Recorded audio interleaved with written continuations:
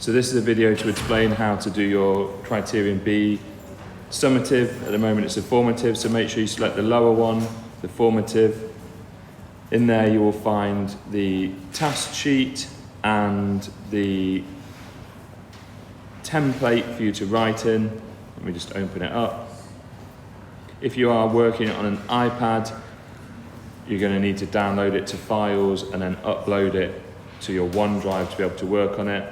Anyone else, you can just download it and work on it. It should look something like this when we open it up.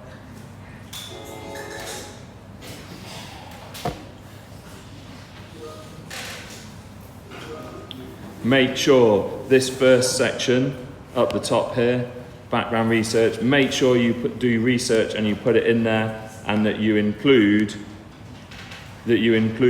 a mention of conduction, convection, radiation, the three ways that heat move, and that you talk about how insulation stops all three of them, and you need to talk about all three of them separately. Then your independent variable, that is talking about the number of layers of insulation or the type of insulation. I recommend layers. You want to list in the second box which increments will you test. You need to tell me what increments you'll do. For example, you'll do 1 layer of insulation, 2, 3, 4, 5 layers, or whatever you're going to do. You need to tell me how many trials you're going to do. The dependent variable, that is the thing you're measuring. So that is the time that it takes for either the ice to melt or the water that's got ice in it to rise from, let's say, 1 degree Celsius to 5 degrees Celsius. How will you measure it? You need to tell me specifically what you'll do. For example, you put a thermometer in water, you wait for it to get to 1 degree Celsius, start the stop clock, and then run the stop clock and end it when it gets to 5. That's the type of specifics we're after. Control variables, these are the things you need to keep the same. So you'd mention, for example, in the left-hand column, the amount of liquid, or how many ice cubes you use, or the shape of the beaker. In that left-hand column, you need to tell me a little bit about not just the size of the liquid or the amount of liquid, but why that would affect it, why more liquid would take longer than less liquid. And on the right-hand side, the control method, tell me what you're going to do to make sure that it's constant. Probably using, let's say, 100 millilitres of water with 1 ice cube in it.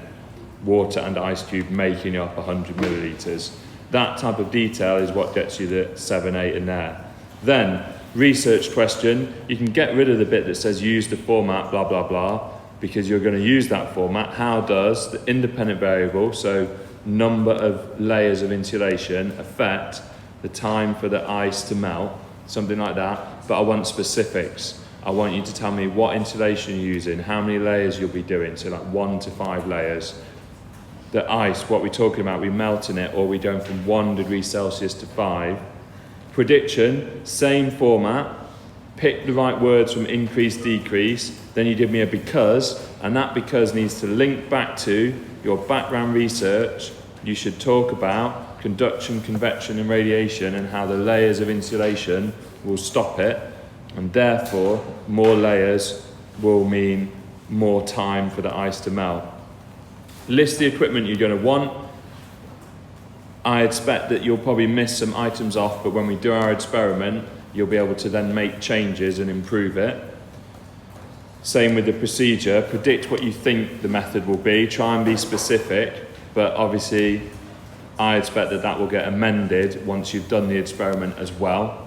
Risk assessment, trying to think of things that might cause damage. Not masses in there, but obviously if we're going to have an electronic product like a stop clock or a phone to do the timing, putting it near to water is not a good idea. Ice cubes, if they're super cold, might damage your skin, although unlikely. And spilling the water might cause a slip hazard. So you say in the left-hand column what the thing is, like slipping. The middle column, you say why it's risky, like if the water was to spill on the floor, people might slip and injure themselves. And your precaution is like what you're going to do to stop it. So for example, make people put the beakers in the middle of the desk and clean up any mess that might happen. That is all of your stuff. Remember that when you do your background research, you must include in-text citation, if you've got something off the internet, and references at the bottom, otherwise it is plagiarism and that is not good. Once you're done with all this, you need to submit it to Toddle for formative